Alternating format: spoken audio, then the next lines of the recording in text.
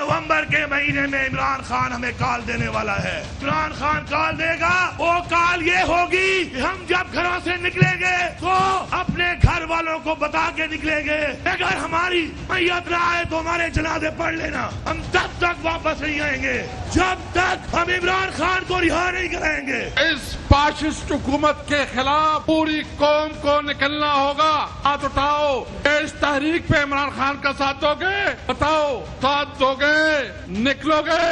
अली अमीन खान, ये पूरी कौम आपके साथ खड़ी है। आपने तैयारी करनी है कि जो पैगाम वजीर आला खैबर पख्तूनख्वा ने वजीर आजम इमरान खान साहब का देना है, उस पे हमने अमल करना है। टाइम आ गया है, इस वक्त आपने मुस्तकबिल के लिए निकलना है। आइए हम सब अज़म करते हैं कि जो मिशन वजीर आजम इमरान खान साहब हमें बताएंगे उस पे हमने अमल करना है। हर सूरत खान साहब आजाद होंगे। आपका वो मंजिल खान साहब की रिहाई बहुत करीब है, बहुत करीब है। इंशाल्लाह हम इस मर्तबा खान साहब की आजादी के लिए निकलेंगे। अली अमीन ऐलान करेंगे, हमने कॉल देनी है, हम बिल्कुल बाहर निकलेंगे और हम जबर के किलों को पाश पाश कर देंगे। हमने इमरान खान को रिहा करवाना है, ये कोई फाइनल कॉल की बात नहीं है। बहुत सी कॉलें दी जाएंगी, खुदा बेहतर जानता है कौन सी कॉल फाइनल कॉल होगी, मगर आपने खान के हुक्म पे तैयार रहना है। मैं भी वहीं होऊंगा, ये भी वहीं होंगे। भाई होंगे कि नहीं होंगे? जी शेख साहब, पहले तो बता दें ये फाइनल कॉल है या नहीं है? आपकी बात ने बड़ी कंफ्यूजन पैदा कर दी है। नहीं सर, कोई कंफ्यूजन नहीं है। हम सब ने एक ही बात की है।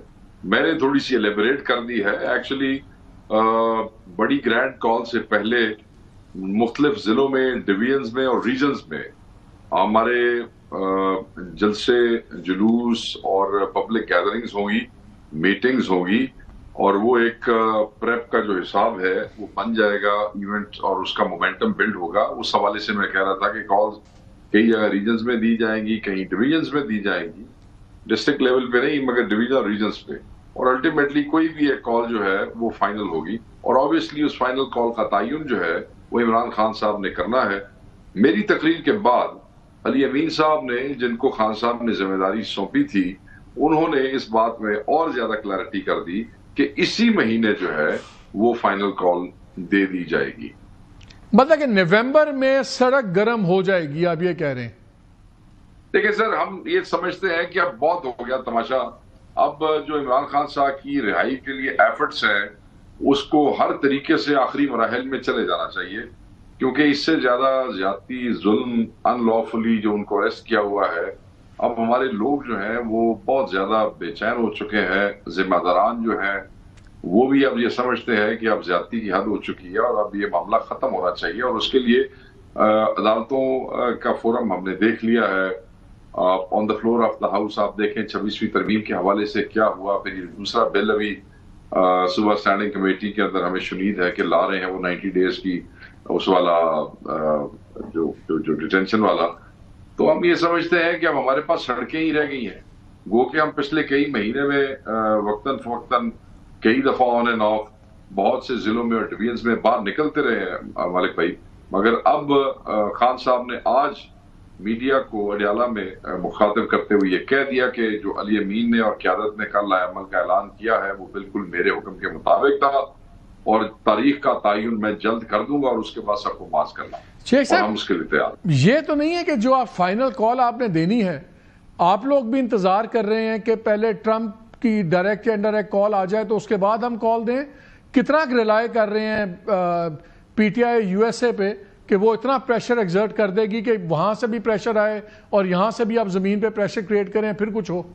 सर वो डायस्पोरा का जो अपना रिलेशन है और उनकी अपने पॉलिटिकल प्रायोरिटीज हैं, जिस हवाले से उन्होंने ट्रंप को वोट किया है और उनका उम्मीदवार जीत गया है, इट सो हैपेंस कि उनकी मेजोरिटी जो है वो पाकिस्तान तहरीक इंसाफ से ताल्लुक रखती है। उनकी खुशी में खुश जरूर है, मगर relying on Trump administration for the release of Imran Khan, इस किस्म की कोई बात पार्टी की तरफ से ऑफिशियली हमने न कभी की है, ना हम कर सकते हैं। हम ये समझते हैं कि हमें पाकिस्तान के अदालती निजाम पे पूरा यकीन। लेकिन ट्रंप फैक्टर आपके ख्याल में कितना इंपॉर्टेंट है? पॉजिटिवली इसका कितना इम्पैक्ट हो सकता है आपकी खान साहब के फ्यूचर पे, पीटीआई के मुस्तकबिल पे? ट्रंप की बात कर रहे हैं आप? जी देखिए, खान साहब के मुस्तकबिल पे ट्रंप के हवाले से तो कुछ मैं नहीं समझता कि मुझे कुछ नजर नहीं आ रहा, मगर मैं ये जरूर समझता हूं कि जब भी अमेरिका के अंदर कोई गवर्नमेंट चेंज होती है और एक नई पार्टी की गवर्नमेंट आती है, उसके बाद वो अपने स्टेट टू स्टेट रिलेशन जो है उसको रिव्यू करते हैं और उसके अंदर promotion of democracy, human rights violations, बहुत सी चीजें ऐसी आ जाती हैं जिससे फिर कई दफा थर्ड वर्ल्ड के मुल्कों में भी according to the regime change in मैं ट्रंप फैक्टर असल में आपसे इसलिए पूछ रहा था कि एक कंफ्यूजन लगता है कि इतना बयानिया बदला है अमेरिका के ऊपर आपकी पार्टी का कि एक जमाना था कि अमेरिका ने गिराया और ये इंटरफेरेंस है, फिर हुआ कि जी जनरल बाजवा दूसरों ने मिसलीड किया वाशिंगटन को, उसकी वजह से हुआ कि अब शवाबी के जलसे में मैं सोच नहीं सकता था अमेरिका का झंडा लहराया जाएगा, फिर कुछ वर्करों ने वो झंडा नीचे करवा दिया। अब ये कंफ्यूजन है ना, नहीं सुन ले, एक वर्कर समझा कि अमेरिका का हमारे हक में है, बाकियों ने कहा नहीं झंडा नीचे कर दो, तो कंफ्यूजन नजर आ रही है। नहीं, मैं तो नहीं समझता कि हमारा वर्कर था, मैं ये समझता हूँ कि वो प्लांटेड आदमी था और ये तमाशा करने के लिए उसको भेजा गया था। जहाँ 25-30 हजार लोगों में से एक आदमी झंडा लेके चला है तो बाकी समझदार थे ना, उन्होंने उसे कह दिया, उसने कहा ये क्या तमाशा है। मैं नहीं समझता कि पीटीआई ऑफिशियली कहीं भी ये स्टेटमेंट दे चुकी है। इवन खान साहब ने ये कहा कि कोई ऐसी रिलायंस नहीं है। हाँ, वी आर हैप्पी कि हमारे डायस्पोरा की जो चॉइस थी उसको वहां सामने आने का मौका मिला है। अदर देन दैट हमें अल्लाह की जात पे तवक्कुल है। तो अमेरिका आपका दुश्मन नहीं था, जो बाइडेन आपका दुश्मन था?